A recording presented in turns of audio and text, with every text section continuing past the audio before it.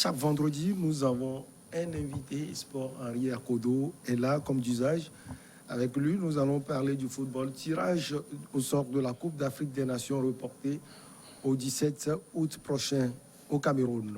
On va également parler des JO 2020, football. La Côte d'Ivoire et l'Égypte s'invitent en quart de finale. Et on termine par cet accord entre le Barça et Neymar pour mettre fin à l'amiable à leur litige. Henri Akodo, bonjour. Bonjour Michel Samuel Takba, bonjour à nos chers amis sportifs. Merci de répondre toujours à notre invitation. On commence donc par le tirage au sort de la Coupe d'Afrique des Nations à venir. Cette fois-ci, c'est clair, net et précis, ferme et définitif. La Confédération camerounaise, la Fédération, j'allais dire camerounaise de football, pays hôte de la CAN 2021, a dévoilé un courrier à la Confédération africaine de football qui officialise enfin la date du tirage au sort de la compétition. Celui-ci aura lieu le mardi 17 août à partir de 19h, heure locale, au Palais des Congrès de Yaoundé, la capitale du Cameroun, Henri Akodo. Oui, c'est la fin d'une attente assez longue. Cette grande messe du football continental qui est entendue par le Cameroun depuis presque plus de 4 décennies, presque 4 décennies déjà, parce que la dernière fois que le Cameroun a organisé une Coupe d'Afrique des Nations, c'était en 1972. Oui. Et les Camerounais, véritablement, attendent de pied ferme cette grande messe du football continental et ce tirage au sort qui était prévu initialement le 25 juin dernier a été reporté pour faute de logiciel, de logistique, j'allais dire. Et finalement, la fois dernière, la Confédération africaine de football, grâce à un courrier, au travers d'un courrier co-signé par le secrétaire général de cette instance militaire du football africain, le Congolais Véron Monsengo Amba, et le président par intérim de la Fédération camerounaise de football, le président Seydou Mbombo Njoya, à travers ce courrier signé par ces deux personnalités, en tout cas, ce courrier a été adressé au président du COCAN, qui est le premier, le ministre des Sports de l'éducation physique camerounais, le professeur Narcisse Molé Kombi, lui annonçant véritablement que ces deux parties, notamment la CAF et la FECAFOOT, ont choisi de pouvoir organiser de commun accord le tirage au sort de cette compétition le 17 août prochain au niveau du Palais des Congrès de Yaoundé. Je pense que c'est de bon augure pour toute l'organisation, c'est de bon augure pour le comité national d'organisation, comité local d'organisation, piloté par le ministre des Sports camerounais, et c'est une très bonne chose également pour la Confédération africaine de football qui vient de donner une réponse claire, en tout cas, qui vient de rassurer les 24 qualifiés pour cette messe continentale du football africain. Il faut dire que les gens sont toujours dubitatifs sur l'organisation de la Coupe d'Afrique des Nations à venir au Cameroun. Est-ce que Henri Akodo, avec ce tirage au sort au pays, il faut le préciser, de Roger Milla, cela prouve à suffisance que le Cameroun va organiser cette Coupe d'Afrique des Nations? Absolument, la CAF vient d'entériner à travers, en tout cas, l'annonce de cette date des tirages au sort, que cette messe du football continental, cette grande compétition sera bel et bien organisée au niveau du Cameroun, bien après tous ces méli-mélos au niveau du choix de cette date-là. Donc, les Camerounais devaient être rassurés aujourd'hui par le fait que cette compétition ne sera pas retirée au Cameroun, comme le soulignaient certaines indiscrétions il y a de cela quelques jours. Maintenant, quand on prend un peu le planning au niveau de l'organisation, quand on prend un peu l'état d'avancement des travaux, on peut être rassuré que cette compétition sera très belle, parce qu'aujourd'hui, quand vous voyez un peu, la plupart des infrastructures, en tout cas, sont en place. Vous avez les stades Amadou Ahidjo de Yaoundé, qui est déjà prêt depuis belle lurette. Vous avez le stade de Limbe, vous avez le stade de Japoma, un stade, un joyau architectural, ce grand stade-là. Et la grosse interrogation était autour de ce stade Paul Biya d'Olembe qui va être réceptionné très récemment et en septembre. Le Cameroun va y disputer d'ailleurs, si la CAF le confirme, son premier match des éliminatoires de la Coupe du Monde Qatar 2022 face au Malawi dans ce grand stade-là qui va abriter et la finale et le match d'ouverture et la finale de cette compétition. Donc à ce niveau, sur le plan des stades, le Cameroun est prêt, est quasiment prêt. Au niveau des infrastructures hôtelières, les autorités camerounaises ont mis les bouchées doubles pour pouvoir véritablement mettre en place des hôtels de haut standing 5 étoiles afin de pouvoir accueillir les hôtes, les délégations qui vont participer à cette compétition. Maintenant, le seul hic dans cette affaire pour moi, c'est quand même l'actualité au niveau du Cameroun. Il n'y a pas une accalmie entre le ministère des Sports, dirigé par le professeur Narcisse Mollet-Kombi, et la FECAFOOT, dirigée par son président intérimaire Seydou Mbombo-Njoya, qui est d'ailleurs une connaissance à moi. J'ai eu à discuter à plusieurs reprises avec ce grand monsieur du football camerounais. Aujourd'hui, il y a une guéguerre entre ces deux institutions-là, une guéguerre juridique autour même des prochaines élections au niveau de la FECAFOOT, puisque vous savez que la FECAFOOT a fait l'objet de plusieurs crises ces derniers mois, et la CAF et la FIFA, mais également le TAS, se sont mêlés. Aujourd'hui, ce qu'on peut souhaiter, c'est de pouvoir avoir une certaine accalmie, que les uns et les autres puissent taire leurs divergences autour de cette question électorale, autour de ce imbroglio juridique, pour faire face à cette organisation que les Camerounais attendaient depuis fort longtemps. Parlant du tirage, on annonce des grands noms du football africain. L'actuel président du Libéria, Georges Oponke-Weah, mais également les Ivoiriens, Yaya Nyenyeri Touré, Didier Drogba, Samuel Eto'o, lui sera à domicile et autres. Par contre, Henri Akodo, on note l'absence pour le moment des stars du football de l'Afrique du Nord comme Abdou Trika, Abba Madière et autres. Est-ce que c'est fait à dessein? Je ne pense pas. Peut-être que c'est par rapport au timing, peut-être que c'est par rapport à leur agenda. On ne peut pas, vous convenez avec moi, que la Confédération africaine de football ne peut pas inviter toutes les légendes du football africain à cette grande cérémonie du tirage au sort. Donc aujourd'hui, on ne peut que s'en tenir à ces grands noms-là que tu viens de citer. George Weah, l'actuel président du football, l'actuel président de la République libérienne, qui a un lien avec le Cameroun. Qui a un lien avec le Cameroun, justement, puisqu'il a quitté Tonnerre de Yaoundé pour rejoindre l'AS Monaco. À l'époque, à 95 millions de francs CFA. C'était la somme exacte de sa transaction à l'époque. C'était une somme assez faramineuse à l'époque. Ça n'a rien à voir avec les 222 millions d'euros de Neymar aujourd'hui. Vous avez ce grand monsieur est le seul, d'ailleurs, africain à pouvoir gagner jusqu'à cet instant précis le ballon d'or européen, le ballon d'or mondial. Donc c'est de bon augure qu'il puisse être là, parce qu'aujourd'hui, il est devenu le président d'un pays qui a connu des théâtres assez sombres de guerre. Après, véritablement, Charles Taylor et Ellen Johnson Sirleaf, il a pris les rênes de ce pays-là et il dirige bien ce pays parce qu'il y a une certaine stabilité. Donc, il incarne il constitue aujourd'hui un modèle du genre pour la jeunesse africaine. Donc, il doit être convié forcément à ce grand événement. À côté de lui, nous avons également Yaya Touré Nyenyeri, le quadruple ballon d'or, Didier Drogba, bien évidemment, de grands messieurs du football africain. Donc, je pense que leur présence va apporter également une bonne saveur à cette cérémonie. Allez, on passe au JO 2020, football, la Côte d'Ivoire. Et l'Égypte s'invite en quart de finale. On va au prime abord parler des éléphants qui sont sortis de ce groupe aussi difficile, on peut le dire, parce qu'il y avait les Oriverde, l'équipe nationale du Brésil ou l'équipe olympique du Brésil. Également la Mannschaft et l'équipe d'Arabie Saoudite la Côte d'Ivoire va jouer les quarts de finale à Henri Akodo. Elle va jouer les quarts de finale, ces éléphants olympiques, après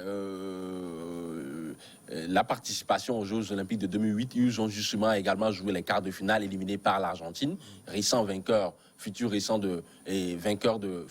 vainqueurs, j'allais dire, de cette compétition à l'époque, l'Argentine de Lionel Messi. Les Ivoiriens ont obtenu leur qualification dans cette poule assez compliquée à la veille, au lendemain de cette rencontre fatidique, historique entre les deux dinosaures de la vie politique ivoirienne, l'ancien président Laurent Gbagbo et l'actuel président Alassane Dramane Ouattara. Vous pensez que c'est un aiguillon pour la qualification pour les éléphants? On peut dire sans embâche qu'aujourd'hui, cette rencontre a pu bonifier, quand même, a pu décupler les jeunes Ivoiriens. On peut faire le parallèle également avec cette synergie, c'est-à-dire qu'il y a une sorte de... Le ciel était d'accord. Le ciel était d'accord, voyant un peu l'entente entre ces deux grands hommes qui veulent aller vers la réconciliation. Les Ivoiriens, ils ont eu cette baraka nécessaire là pour aller décrocher cette qualification au terme d'une prestation majuscule face à une belle formation allemande.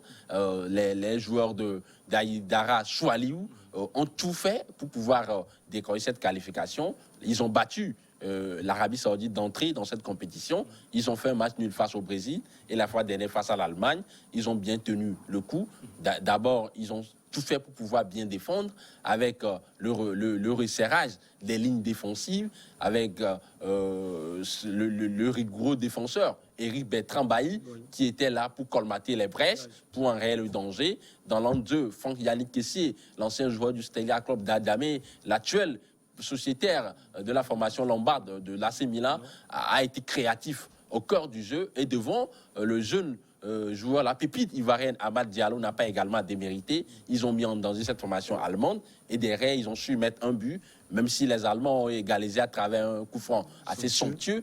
Les Ivoiriens ont su quand même faire le dos rond pour enrayer, pour véritablement écœurer cette escouade de joueurs allemands pour pouvoir aller chercher cette qualification. Désormais, il va falloir faire face à la machine de la Roja, de la Furia Roja espagnole en quart de finale, l'Espagne, qui a également une très belle équipe avec des jeunes joueurs, Dani Olmo, les Pedri, des joueurs comme les Dani Ceballos. Donc aujourd'hui, il va falloir véritablement que les Ivoiriens puissent hausser leur niveau de jeu afin de faire face à cette belle équipe espagnole. Ça ne sera pas facile, mais ils ont quand même de la qualité pour le faire. Je pense que Choualiou Aïdara doit pouvoir miser sur un football assez pragmatique, assez fluide, tourné vers l'avant. Il faut tout faire pour pouvoir aller gagner les deuxièmes ballons, les seconds ballons et jouer dans le dos de cette défense espagnole qui a tendance à jouer en bloc haut. Donc, il va falloir profiter de ces espaces béants qui vont être offerts à cette équipe ivoirienne. Alors, vous avez parlé de ces rencontres jouées, notamment contre l'Arabie Saoudite. C'était une victoire face au Brésil, un match nul. Mais le Brésil a été réduit déjà après 10 minutes de jeu. La Côte d'Ivoire a joué 11 contre 10. L'avantage était là, mais n'est pas arrivé à faire la différence. Oui. Et puis cette rencontre que vous avez analysée tout à l'heure avec Minucci et Maestria, cette rencontre face à la Marchaf, finalement, quand on voit ces trois rencontres, selon vous, Henri Akodo, à quel niveau la Côte d'Ivoire doit arriver à parfaire les carences pour aller chercher cette équipe de la Rora? Une question assez pertinente. Je pense qu'aujourd'hui, il y a quelques carences dans le système de jeu mis en place par Choualiou Diomandé, parce que les Ivoiriens entament mal leur rencontre. Il y a une sorte de nonchalance. Les joueurs sont parfois en dilettante, en plein doute, avec cette hésitation à pouvoir aller chercher les seconds ballons, à travailler ensemble pour la récupération collective du ballon. Maintenant, quand ils vont à la conquête de ce ballon-là, l'utilisation qui est faite de ce ballon, la possession, les séquences de possession, l'utilisation qui est faite de ces séquences de possession n'est pas assez reluisante. Donc, il va falloir élever un tout petit peu le niveau de jeu, arriver sur le plan de l'animation offensive, à combiner dans les petits espaces, à jouer en jouant en appui, remise, profondeur, pour pouvoir déséquilibrer, désactionner le bloc défensif espagnol en quart de finale. Je pense qu'aujourd'hui, la problématique réelle pour Soalé Diomandé, c'est d'arriver à avoir une équipe qui est soudée, qui joue en bloc, des joueurs de la ligne offensive qui véritablement doivent être capables, à travers leur ingéniosité, à travers leur insouciance. Vous avez un joueur comme Christian Kwame, qui n'est pas en réussite, le joueur de la Fiorentina, et c'est lui qui joue en pointe. Il doit pouvoir véritablement fatiguer cette défense ivoirienne et espagnole, j'allais dire, en quart de finale, parce qu'il est capable de constituer le point d'ancrage, de pouvoir permettre à son bloc équipe de remonter le terrain. Maintenant, à côté de lui, il doit combiner bien évidemment avec un certain Amad Diallo, qui est muet depuis le début de cette compétition. Je pense que le petit joueur de Manchester United a de la qualité, un pied gauche exceptionnel, une vision de précipitateur qui lui permet de pouvoir voir des périmètres de passe. Ils doivent combiner ensemble. Franck Yannick Kessié également doit également prendre ses responsabilités, parce qu'aujourd'hui, au-delà de ses qualités de récupérateur, il est capable de se porter, de se ruer vers l'attaque, d'aller apporter son soutien à l'animation offensive ivoirienne. Donc, en clair, il va falloir être solide défensivement, être bien appliqué, être discipliné tactiquement sur le plan défensif, faire preuve de beaucoup plus d'ingéniosité, de créativité sur le plan offensif et surtout être efficace lorsque les occasions vont s'offrir à cette belle ligne défensive ivoirienne.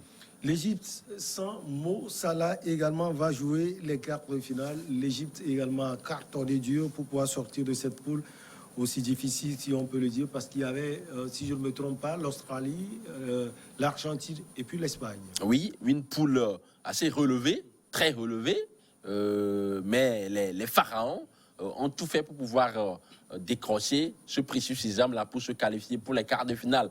Cela n'a pas été facile parce que d'entrée, ils ont fait un match nul face à l'Espagne. Ils ont été battus par l'Argentine 1-0, mais face à l'Australie, ils se sont ressaisis, ils ont joué leur va-tout, ils ont battu les Australiens 2-0 et finalement la qualification a été obtenue. Ces jeunes pharaons également ont de la qualité. Vous avez un jeune joueur comme Ahmed Ryan de Ceramica Cléopatra qui est convoité par Fenerbahçe, le club de la Super League turque. Un attaquant qui a marqué au moins 15 buts cette saison en première ligue égyptienne.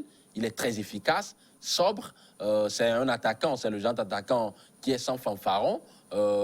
Il a un physique un peu souffreteux, mais il est capable de pianoter grâce à ses déplacements et à sa technique pour pouvoir faire mal à des défenses. Il a d'ailleurs marqué face à l'Australie. Donc, c'est un joueur à suivre dans cette compétition. Je pense que cette formation égyptienne a quand même les coups de défense nécessaires pour faire douter la formation brésilienne, qui a également en son sein des joueurs, une constellation de jeunes joueurs assez talentueux. Richarlison, vous en parlez tantôt, le vieux briscard Dani Alves, sans oublier Cunha et Vitor et Guimarães. Mais au-delà de cette qualité et de cette formation à Ori Verde, les Égyptiens sont capables de pouvoir véritablement créer la sensation. La difficulté peut-être pour l'Égypte, c'est que le Brésil défend son titre. Le Brésil défend son titre. Le Brésil a été tout simplement étincelant face à la formation allemande d'entrée dans cette compétition, 4-2 avec un Richarlison de gala. Le Brésil a fait le dos rond face à la Côte d'Ivoire, même s'ils étaient en infériorité numérique justement. Le Brésil a battu l'Arabie Saoudite. 7 points pour se qualifier. L'Égypte a 4 points. Naturellement, le Brésil part favori dans cette confrontation. Néanmoins, c'est un match à élimination directe.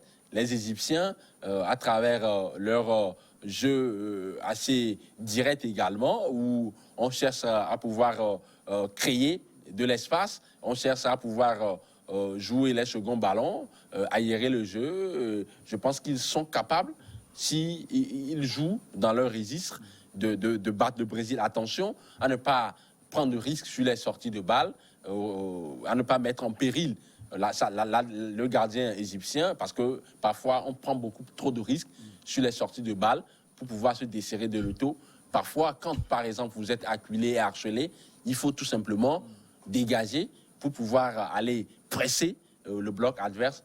Donc voilà un peu là où les Égyptiens devraient véritablement baser leur jeu pour pouvoir aller créer un exploit retentissant. Allez, on termine par Neymar et le Barça qui ont décidé finalement de régler leurs différends à l'amiable. Henri Akodo, c'est quoi le différend et comment le règlement, si on peut le dire, a été fait? Le Neymar, dès son arrivée au niveau du FC Barcelone, il y a de cela quelques années, a eu à conclure un accord avec le FC Barcelone et l'une des clauses de cet accord était que si Neymar faisait de très bonnes prestations avec la formation catalane, même à son départ, le FC Barcelone devait tout faire pour pouvoir lui payer certaines primes, sauf que le FC Barcelone soutient que le départ de Neymar ne s'est pas fait dans de très bonnes conditions. Il a quitté le FC Barcelone en 2016, si je ne m'amuse, pour rejoindre le PSG avec un transfert record estimé à 222 millions d'euros. Et donc le Barça étant dans une situation financière assez difficile, un marasme financier, une dette de 1,173 milliards. Vous convenez avec moi que c'est énormissime. L'heure est au rapiessage, les comptes d'apothicaire. C'était quand même compliqué pour ce FC Barcelone-là qui s'est empêtré dans une situation financière calamiteuse de pouvoir honorer un peu la clause qu'il avait signée avec Neymar. Donc, derrière Neymar s'est rué vers la justice. Le FC Barcelone également a porté plainte pour un certain nombre de situations pour pouvoir véritablement se dédouaner. Mais aujourd'hui, il y a une entente qui a été... Il y a un accord qui a été trouvé entre les deux parties et cette affaire-là va rentrer dans les oubliettes. Neymar va se concentrer sur sa saison à venir avec le PSG. Le FC Barcelone de son côté également, qui n'est pas encore sorti de l'ornière, doit pouvoir... véritablement se concentrer également sur sa situation parce que pour pouvoir enregistrer les nouvelles recrues au niveau de la Liga, il va falloir dégraisser alors qu'aujourd'hui, la masse salariale du FC Barcelone, elle est assez élevée et l'actualité, ce qui tient à cœur au nouveau président João Laporta, c'est d'arriver à pouvoir signer un nouveau contrat avec Lionel Messi. Je pense qu'il a le temps, avec cet accord qu'il vient de trouver avec Neymar, de se concentrer visiblement sur cet objectif. Neymar nous pousse donc à parler du Paris Saint-Germain et de son ancien club, le FC Barcelone. Le Paris Saint-Germain, comment il se porte actuellement avec les transferts et autres? Le Paris Saint-Germain se porte bien. Aujourd'hui, quand vous analysez un peu le marché du transfert, au niveau de l'Hexagone, il y a une sorte d'hyper-domination du PSG. Ça se comprend parce que c'est un club État, entre guillemets, qui bénéficie des financements assez exceptionnels d'un État, le Qatar. Et à ce niveau-là, le PSG a eu à faire beaucoup de transferts. On l'avait souligné la fois dernière sur ce plateau. Ashraf Hakimi, qui a été recruté à 60 millions d'euros. Sergio Ramos, qui est arrivé de façon libre, de même que Jorginho Wijnaldum. Aujourd'hui, le PSG, l'actualité, c'est d'arriver à se dégraisser pour pouvoir attirer encore d'autres noms. On parle dans les coulisses d'un certain Paul Pogba, mais pour pouvoir s'offrir le milieu de terrain français d'origine guinéenne, il va falloir faire des sacrifices, il faut sacrifier quelqu'un, donc il y aura forcément des départs, et tout cela, si Pogba arrivait, va profiter à un certain Neymar, qui est un joueur exceptionnel, même si parfois c'est un intermittent de spectacle. Le football s'apparente à lui comme de l'esthétique, le beau, alors que parfois il faut être pragmatique, il faut faire preuve de beaucoup de métiers pour aller à l'essentiel. Alors, et le grand FC Barcelone, vous avez un peu parlé de cette formation. Ben, on peut espérer pour l'avenir de ce club. On peut espérer pour l'avenir de ce club, mais il va falloir faire beaucoup de sacrifices. Il va falloir être patient parce que la situation, je le disais tantôt, elle est économique, elle est catastrophique. Le FC Barcelone, sur le plan financier, est à la rue. Il va falloir compter sur le soutien des socios qui doivent apporter également leur contribution à cette formation pour qu'elle puisse retrouver son luxe d'antan. Il va falloir également compter sur le soutien de ces joueurs-là qui ont des salaires astronomiques, des chiffres ahurissants, comme vous aimez le dire, je vous prête l'expression. Et maintenant, on les pousse à réduire un peu. Ils doivent réduire leur salaire pour pouvoir permettre au FC Barcelone de retrouver un équilibre financier qui est exigé par la Ligue professionnelle de football espagnole. Sans cela, le FC Barcelone sera en difficulté pour les prochaines années. Donc, l'urgence aujourd'hui, c'est d'arriver à pouvoir réduire les dépenses qui sont énormes au niveau de ce club et d'entériner un peu cette nouvelle dynamique-là, cette reconstruction de ce club historique de l'Espagne, mais également de l'Europe. Je rappelle quand même que le FC Barcelone, c'est 5 fois, c'est 5 titres de Ligue des Champions. C'est quand même énormissime. Voir ce club végéter aujourd'hui dans cette situation assez calamiteuse, ça fait mal. Il va falloir véritablement que le nouveau président, Juan Laporta, puisse trouver une solution à ce problème. L'une des clés pour pouvoir véritablement aller vers la reconstruction, c'est de s'appuyer, c'est de revenir aux sources, c'est de revenir à ce qui se fait de mieux au FC Barcelone il y a quelques années, la formation, mettre l'accent sur une formation de qualité et véritablement donner la chance à ces jeunes joueurs-là issus de ces centres de formation et éviter de pouvoir faire trop de dépenses dans ces transferts qui n'apportent pas grand-chose à cette équipe depuis quelques années. Henri Ekoué Akodo, merci beaucoup à vous. Chaque vendredi, vous nous apportez votre expertise sur le sport en général. Ça fait toujours plaisir de vous avoir sur ce plateau. Merci beaucoup à vous. On va donc marquer une petite pause, le journal, et on revient pour Regard Croisé.